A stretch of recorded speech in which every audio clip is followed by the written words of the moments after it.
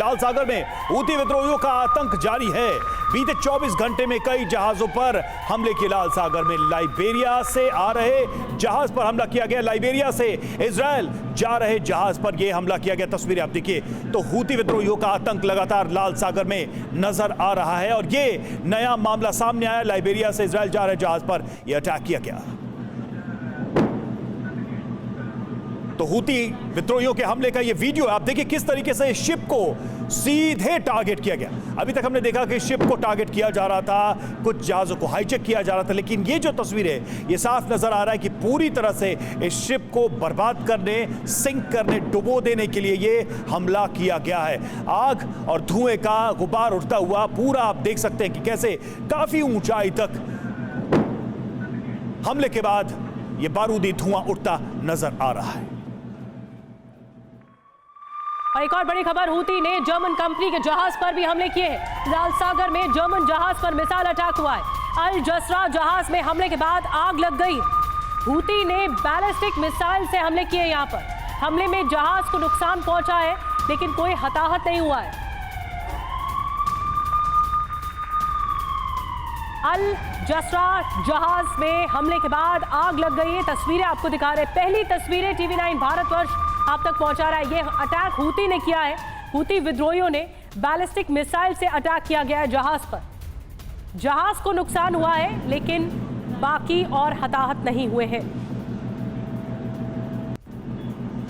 दो तस्वीरें आप तक पहुंचा रहे हैं। सबसे पहले आप देख रहे हैं कि किस तरह समंदर के बीचों बीच ये जहाज है और वहां पर अटैक किया गया बैलिस्टिक मिसाइल से, और फिर जब पूरी तरह से जहाज जल गया तो ये आग लगती हुई दूसरी तस्वीर में दिखाई दे रही है।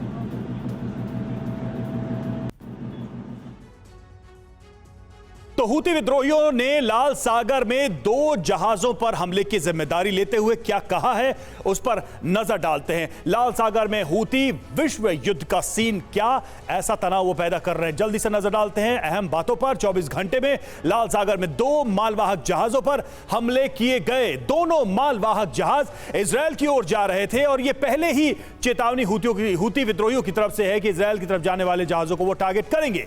चेतावनी नहीं मानने पर दोनों जहाज पर हमले किए गए।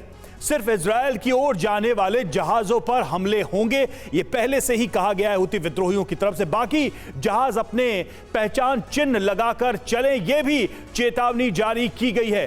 गाजा के लिए भोजन दवाई नहीं लाने वाले जहाजों पर हमले होंगे और गाजा की मदद रोकने वाले इजरायली जहाजों पर भी हमले होते रहेंगे। तो सीधे तौर पर हूती विद्रोहियों ने एक लाइन सेट कर ली है कि इजरायल के समर्थन, इजरायल की तरफ जाने वाले या गाजा में रसद नहीं पहुंचाने वाले जहाज उसके टारगेट पे होंगे। अब सवाल यह है कि आखिर एक छोटे से विद्रोही गुट ने सुपर पावर अमेरिका की टेंशन कैसे बढ़ा दी है और हूती के हमलों से कितना बड़ा खतरा है। दरअसल इन हमलों की वजह से इजरायल और अरब देशों का सीधा रूट बंद हो गया है। हिंद महासागर से आवाजाही में चुनौती खड़ी हो गई है, तो वहीं अफ्रीका की ओर से आने वाले जहाजों पर भी संकट मंडरा रहा है। यह लाल सागर का इलाका करीब 1000 किलोमीटर लंबा है और यह पूरा रूट इस वक्त हूती विद्रोहियों की वजह से डिस्टर्ब है। तो एक तरफ इजरायल हमास हिजबुल्लाह से पहले ही जंग चल रही है, ऐसे में नए मोर्चे पर युद्ध लड़ने की स्थिति नहीं है।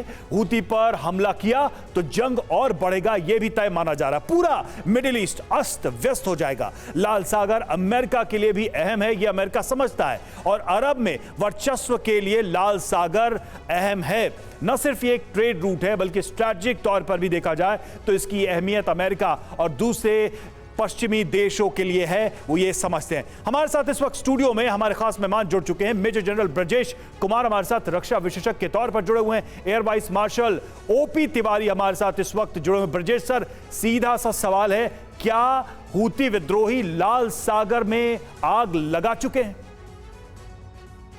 रवि, मुझे यहाँ आमंत्रित करने के लिए धन्यवाद। देखिए, लाल सागर का जो एंट्री पॉइंट है उसको स्ट्रेट ऑफ बाबल मांडेब कहते हैं। वो छोटा सा चोक पॉइंट है, करीब 20 मील का चौड़ा है और सारी शिपिंग उसके अंदर से जाती है। और ये देखेंगे कि ये यमन के काफ़ी करीब है, तो हूती विद्रोही हैं, किसी भी चोक पॉइंट पे आसानी से शिपिंग लाइंस को तहस नहस कर सकते हैं। इसकी स्ट्रेटेजिक वैल्यू है और कई सालों से रही है। अगर आप देखेंगे तो ब्रिटेन ने भी एडन में एक बहुत बड़ा पोर्ट बनाया था और सी लेन्स की रक्षा करना हम सबकी जिम्मेदारी है, क्योंकि हम सबको असर पड़ता है।